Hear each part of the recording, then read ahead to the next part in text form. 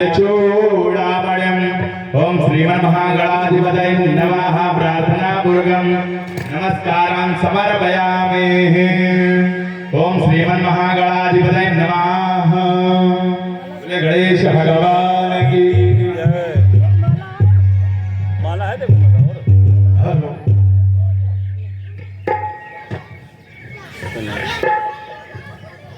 ये वाला माइक उधर लगाओ, एक माइक ये और लगाओ, इनका ना ठीक है ठीक है। आज की बात है, थोड़ी देर 10-15-20 मिनट।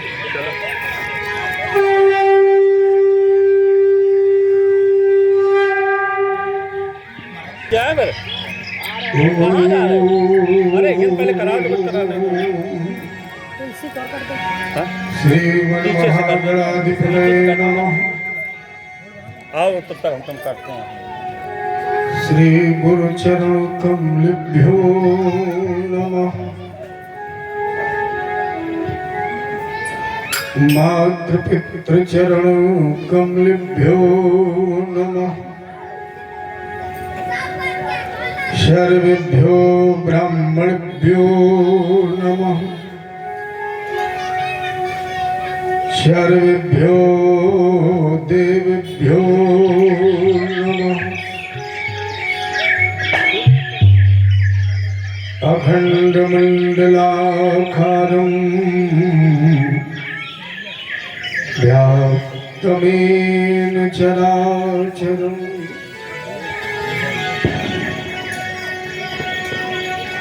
तत्पदं दर्शितं मेन तस्मै श्री गुरुवे नमः। कृष्णाय वासुदेवाय हरये परमात्मने प्रणतक्लेशनाशाय गोविंदाय नमो नमः। वो मैं करो नवग्रह जल छोड़ो। अतुलित बलधामं शरणशैलावदेहम् धनुजवन कृशानं ज्ञानिनामग्रगण्यम् सकल गुण निधानम् वानराणामधीशम् रघुपत प्रिय भक्तं वात जातं नमामि। जय बोले गुरुदेव भगवान की जय, कृष्ण भगवान की जय, रामचंद्र की जय, उमापति महादेव की जय, आदि शक्ति दुर्गे मैया की जय, भागवत भगवान की जय, बजरंगबली की जय। जय जय श्री राधे, जय जय श्री राधे, जय जय श्री राधे। सर्वप्रथम इस व्यासपीठ से स्थान देवता ग्राम नगर क्षेत्र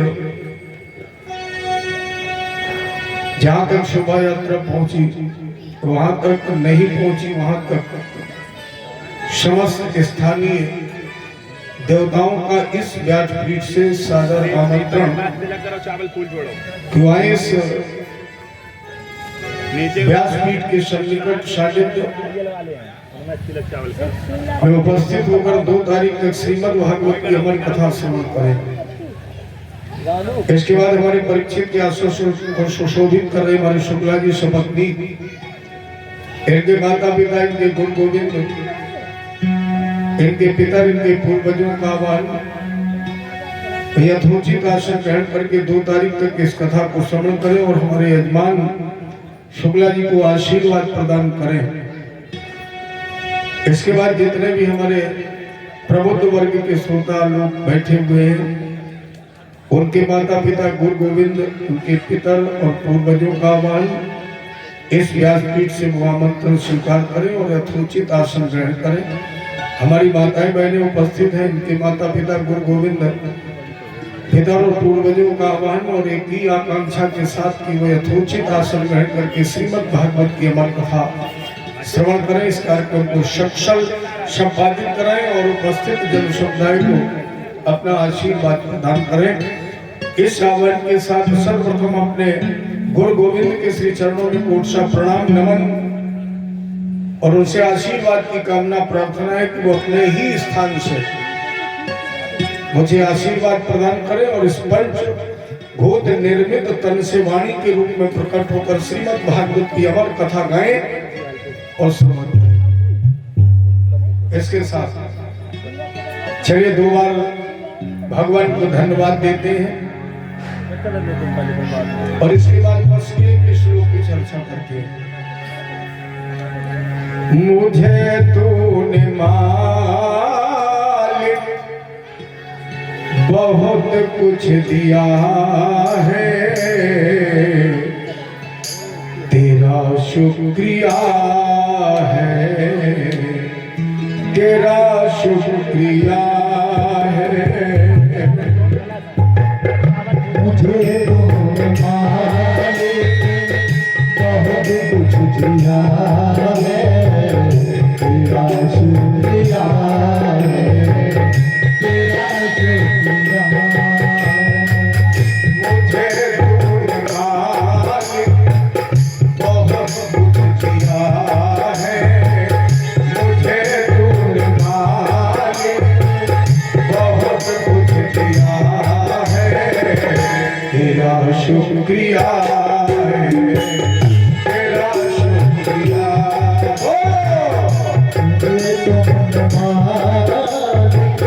बहुत कुछ दिया है, तेरा शुक्रिया है, तेरा शुक्रिया।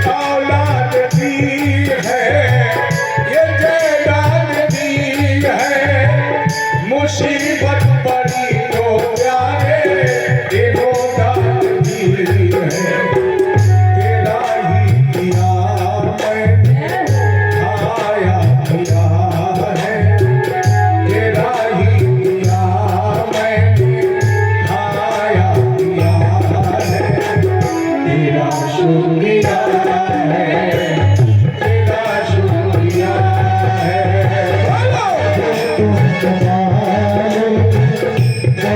कुछ दिया है, तेरा शुक्रिया है, तेरा शुक्रिया।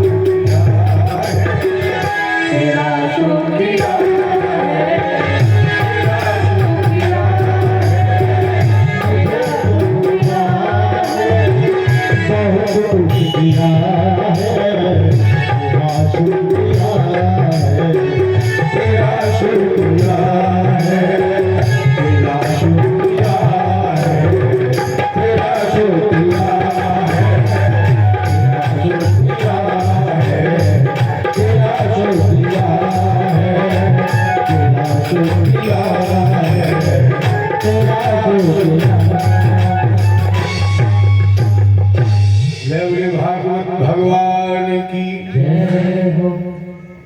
जन्मांतरे भवेत पुण्यम तदा भागवतम लभेत अथवा कोट जन्म समुत्थेन या बहु जन्म समर्जितेन बहुत से जन्म अर्थात कोट जन्म, कोट माने करोड़, कोट माने प्रकार, करोड़ों जन्मों के करोड़ों प्रकार के जब पाप नष्ट हो जाते तदा भागवतम लभे,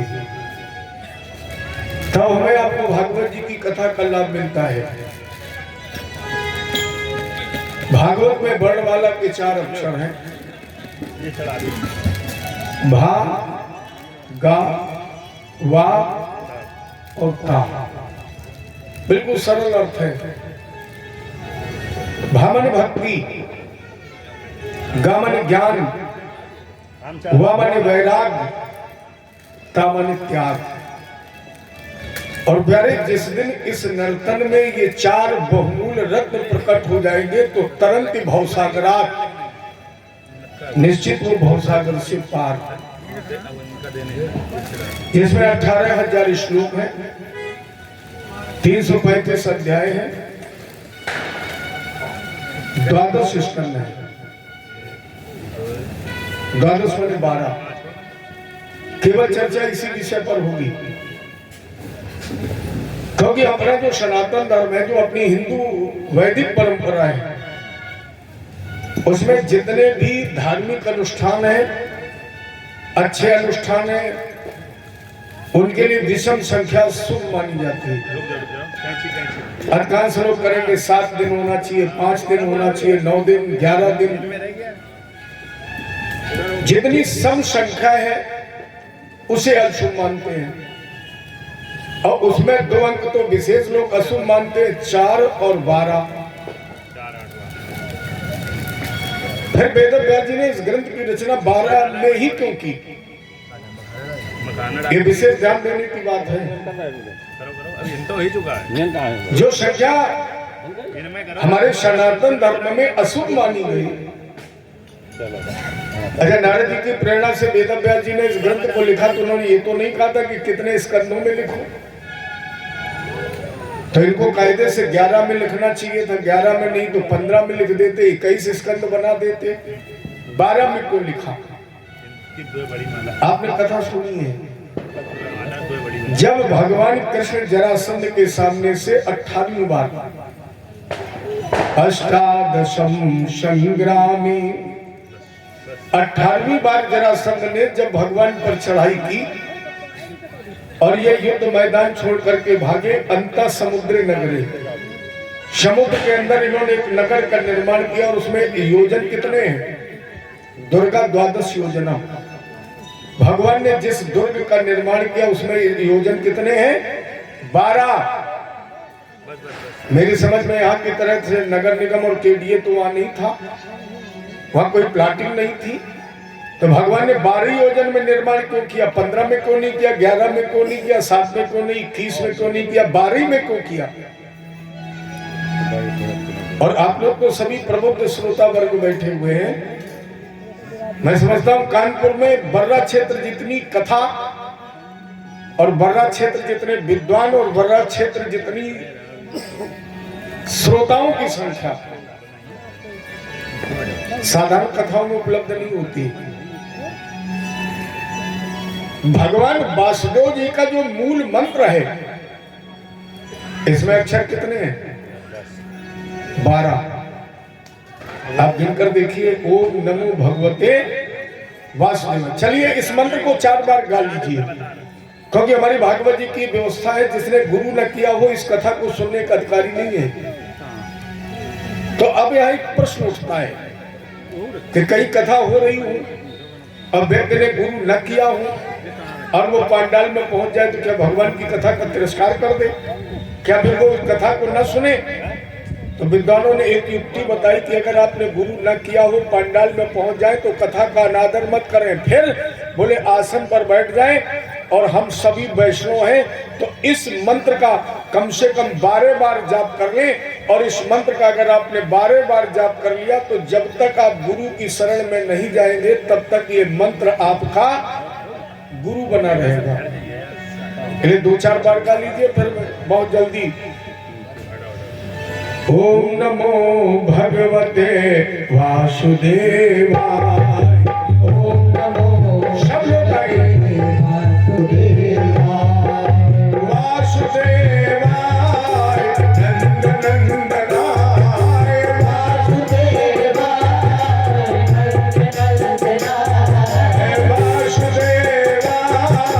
नंद नंदनाय।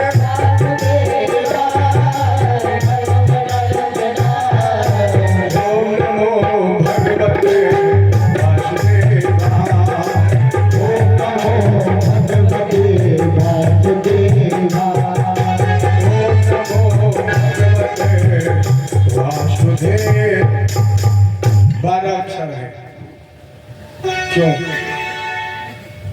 आरती के बाद जब आप घर जाएं तो अपने शरीर में गिनकर देखना कितने अंग हैं। केवल 12 ही हैं।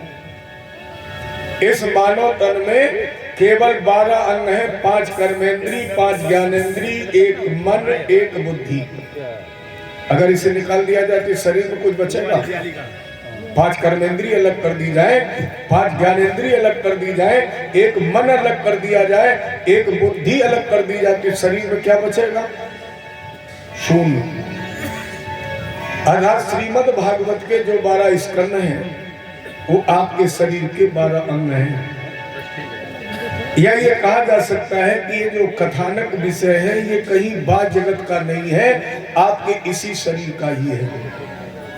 इसलिए इसमें 12। अच्छा, भगवान कृष्ण जब इस धराधाम प्रतिमूर्ति है उनकी है, तो भगवान कृष्ण भी जब इस धराधाम पर आए नर्तन में तो उनके कितने अंग थे? 12 तो होंगे। तो वही जो 12 अंग हैं वही श्रीमद् भागवत के 12 स्कंद हैं। और प्यारे, जीवन में कभी भागवत का दर्शन हो जाए। देखो, भागवत सुनने का विषय नहीं है, भागवत दर्शन करने का विषय है। अगर ये दर्शन करने का विषय ना होता तो लोग ये क्यों कहते कि जब तक मैं पंडाल में नहीं जाता हूं, जब तक मेरी नजर व्यास से नहीं मिलती है, तब तक मुझे कथा का रस नहीं मिलता है। अच्छा, नजर मिलने से अगर रस मिलता है तो फिर ये कान का विषय तो नहीं हुआ, ये तो आंख का विषय हो गया। अर्थात भागवत दर्शन करने का विषय है। और जीवन में कभी दर्शन मिल जाए, द्वारका धाम की परिक्रमा, और अभी जो आपने ये मंत्र गाया है, अगर अंतरात्मा से मंत्र का गायन हो जाए तो फिर भगवान को ढूंढने की आवश्यकता नहीं है। इसके मतलब वो आपके अंतरात्मा में प्रकट हो चुका है। क्योंकि वेदांत ये कहता है उसका ना कोई रंग, ना कोई रूप, ना कोई साज, ना कोई श्रृंगार, ना उसकी कोई आवाज, ना उसकी कोई पहचान। लोगों ने कहा फिर वो कैसा है? संतों ने कहा तुम जैसा चाहो वो वैसा ही है, जैसा तुम चाहो वो वैसा ही बन जाता है।